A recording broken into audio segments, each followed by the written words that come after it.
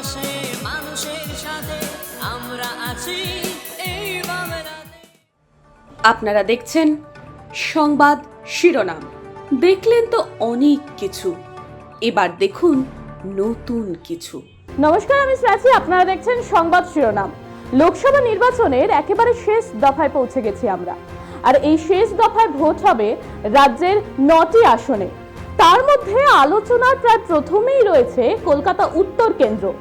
দলের দীর্ঘদিনের নেতা তাপস রায়ের ঘাসফুল ছেড়ে পদ্ম শিবিরে যোগ দেওয়ার পর তৃণমূলের কাছে এই আসনের লড়াই কার্যত একটা প্রেস্টিজ ফাইট হয়ে দাঁড়িয়েছে।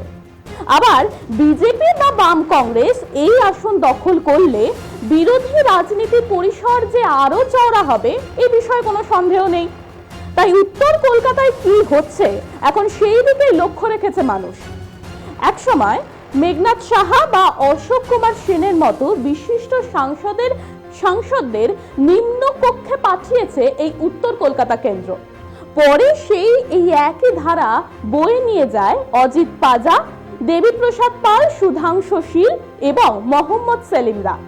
তখন অবশ্য উত্তর কলকাতায় এই লোকসভা কেন্দ্রগুলির বা লোকসভাগুলির আলাদা আলাদা করে নাম হয়নি। 2009 সালে তৈরি হয় কলকাতা উত্তর কেন্দ্রটি। প্রথম থেকে এই কেন্দ্রের সাংসদ বদলায়নি। তৃণমূলের বিদায়ী সাংসদ সুদীপ বন্দ্যোপাধ্যায়ের মুখোমুখি এবার বিজেপির তাপস রায় ও বাম কংগ্রেসের প্রদীপ ভট্টাচার্য। এই তিনজনেরই একটা তিন কংগ্রেসের লড়াই হয়ে দাঁড়িয়েছে। লড়াই সংসদে যাবার। তাপস রায় বিজেপিতে যাওয়ার আগে পর্যন্ত উত্তর কলকাতা নিয়ে তেমন খুব একটা যে চিন্তা ছিল না তৃণমূলের, এটা আমরা আগেই বুঝেছি। তবে এবার তৃণমূলের 3বারের বিধায়ক ও বেশ কয়েকবারের কাউন্সিলর দল পরিবর্তন করে ঘাসফুল শিবিরের চাপ যেমন বাড়িয়েছে তেমনি মনোবল জুগিয়েছে গেরুয়া শিবিরের। কলকাতার উত্তরাংশের এক সময়ে খান দুয়েক কাউন্সিলর জিতলে যে বিজেপির তৎকালীন শীর্ষ নেতা লালকৃষ্ণ আদবানি অভিনন্দন বার্তা পাঠাতেন, সেই দলই এবার উত্তর কলকাতায় জয়ের আশায় বুক বেঁধেছে।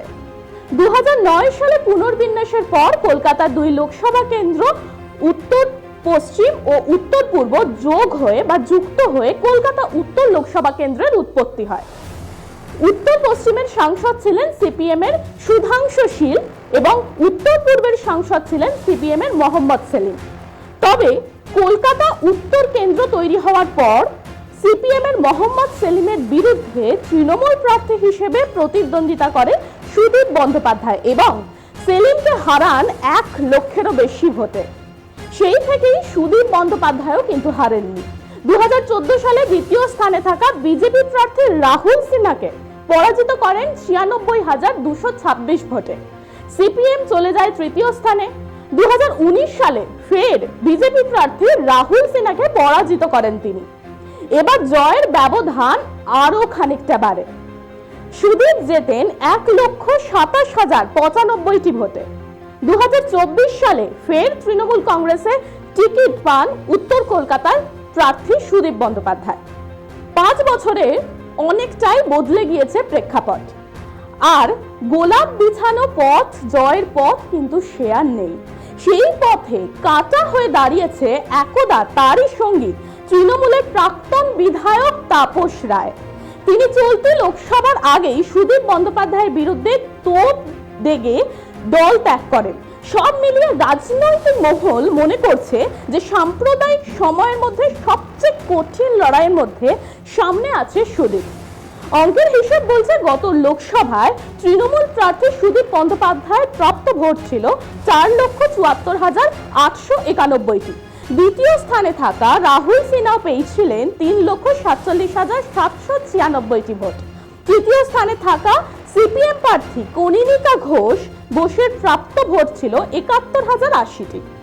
মোট 26,093টি ভোট পেয়ে চতুর্থ স্থানে ছিলেন কংগ্রেস প্রার্থী সৈয়দ শাহী ইমাম।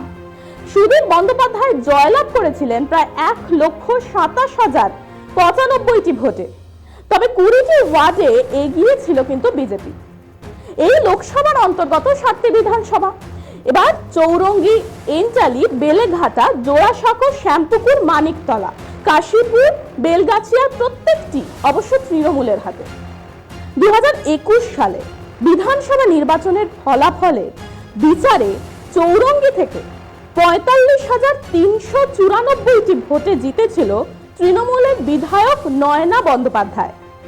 এন্টলি থেকে 58,257টি ভোটে জেতেন তৃণমূলের বিধায়ক স্বর্ণকমল সাহা। বেলেঘাটা থেকে 67,140টি ভোটে জেতেন পরেশ পাল। জোড়াসাঁকো থেকে আবার 12,743টি ভোটে জেতেন তৃণমূলের বিধায়ক বিবেক গুপ্তা। শ্যামপুকুর কেন্দ্র থেকে 22,520টি ভোটে জেতেন শশী পাজা এবং মানিকতলা থেকে 20,238 ভোটে জয়লাভ করেছিলেন প্রয়াত বিধায়ক তৃণমূলের সাধন পাণ্ডে। এছাড়াও কাশীপুর বেলগাছিয়া কেন্দ্রে 35,390 ভোটে জেতেন অতীন ঘোষ।